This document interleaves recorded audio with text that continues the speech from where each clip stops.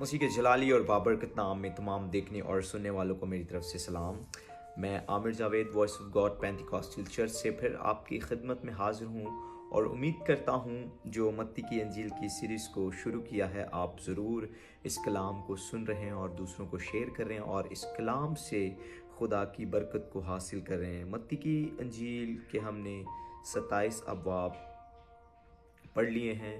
आज 27वें अबवाब का second part हम पढ़ेंगे, दूसरा हिस्सा जो कि 32 आयत से शुरू है और 66 आयत पर ख़त्म होता है। तो पहले हम 31 आयत इसकी पढ़ चुके हैं। आज मैं आपके लिए 32वीं आयत से मत्ती की इंजील 27वें बाब की 32वीं आयत से आपके लिए पढ़ूंगा और ज़रूर आप इस कलाम को सुने और इस पर अमल करें और मसीह में, मसीह की पहचान, मसीह के ईमान में बढ़ते जाएं और मसीह हमारी ज़िंदगियों में हर वक्त इज़्ज़त और जलाल पाता रहे। आमीन। आइए खुदाम के कलाम में से पढ़ते हैं। जब बाहर आए तो उन्होंने शमाउन नाम एक कुरीनी आदमी को पाकर उसे बेगार में पकड़ के उसकी सलीब उठाए और उस जगह को गुलगुता यानी खोपड़ी की जगह कहलाती है पहुंचकर पित्त मिली हुई मैं उसे पीने को दी, मगर उसने चख कर पीना ना चाहा और उन्होंने उसे मसलूब किया और उसके कपड़े पूरा डाल कर बांट लिए और वहां बैठकर उसकी निगहबानी करने लगे और उसका इल्ज़ाम लिखकर उसके सर से ऊपर लगा दिया कि ये यहूदियों का बादशाह यीशु है। उस वक्त उसके साथ 2 डाकू मसलूब हुए, एक दाहिनी और एक बाईं, और राह चलने वाले सिर हिला हिला कर उसको लान तान करते हुए कहते थे, ए मकदस के ढाने वाले और 3 दिन में बनाने वाले, अपने ताई बचा, अगर तू खुदा का बेटा है तो सलीब पर से उतर आ। इसी तरह सरदार काहिन भी फकीहों और बुजुर्गों के साथ मिलकर ठट्ठे से कहते थे, इसने औरों को बचाया, अपने ताई नहीं बचा सकता, ये तो इस्राएल का बादशाह है। अब सलीब पर इसे उतार आए तो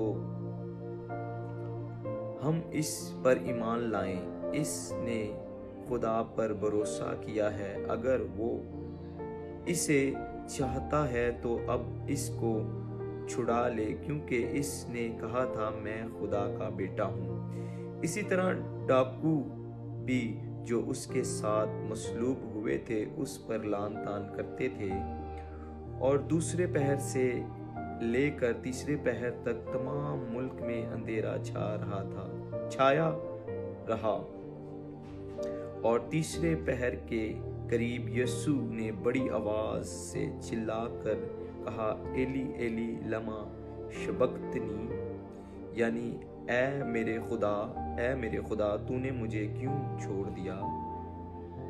जो वहां खड़े थे उनमें से बाज ने सुनकर कहा, ये एलिया को पुकारता है, और फौरन उनमें से एक शख्स दौड़ा और स्पंज लेकर सिरके में डुबोया और सरकंडे पर रखकर उसे चुसाया, मगर बाकियों ने कहा, ठहर जाओ, देखो तो एलिया इसे बचाने आता है या नहीं।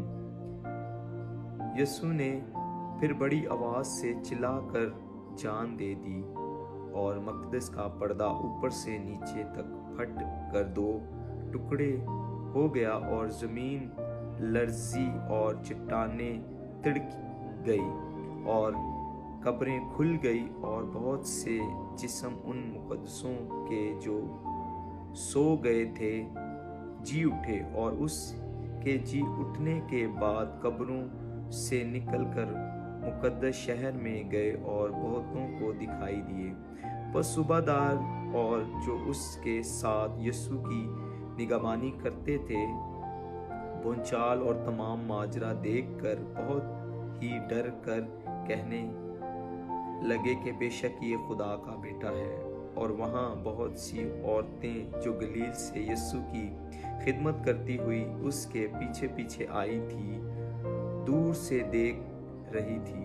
ان میں مریم مگدلینی تھی اور یعقوب اور یوسس کی ماں مریم اور زبدی کے بیٹوں کی ماں۔ جب شام ہوئی تو یوسف نام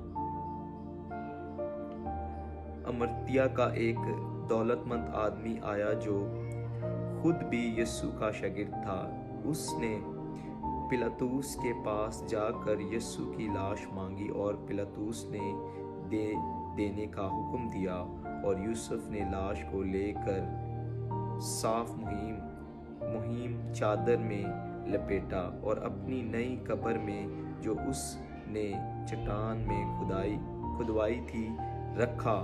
پھر وہ ایک بڑا پتھر قبر کے منہ پر لڑکا کر چلا گیا، اور مریم مگدلینی اور دوسری مریم وہاں قبر کے سامنے بیٹھی تھی۔ دوسرے دن جو تیاری کے بعد دن تھا، سردار کاہنوں اور فریسیوں نے پلاطس کے پاس جمع ہو کر کہا، خداوند ہمیں یاد ہے کہ اس دھوکے باز نے جیتے جی کہا تھا میں 3 دن کے بعد جی اٹھوں گا۔ پس حکم دے کہ تیسرے دن تک قبر کی نگہبانی کی جائے، کہیں ایسا نہ ہو کہ اس کے شاگرد آ کر اسے چرا لے جائیں اور لوگوں سے کہہ دیں کہ وہ مردوں میں سے جی اٹھا، اور یہ پچھلا دھوکہ پہلے سے بھی برا ہے ہو۔ پلاطس نے ان سے کہا، تمہارے پاس پہرے والے ہیں، جاؤ جہاں تک تم سے ہو سکے اس کی نگہبانی کرو۔ پس وہ پہرے والوں کو ساتھ لے کر گئے اور پتھر پر مہر کر کے قبر کی نگہبانی کی۔ خداوند کے پاک کلام پڑھے اور سنے جانے پر خداوند کی برکت ہو۔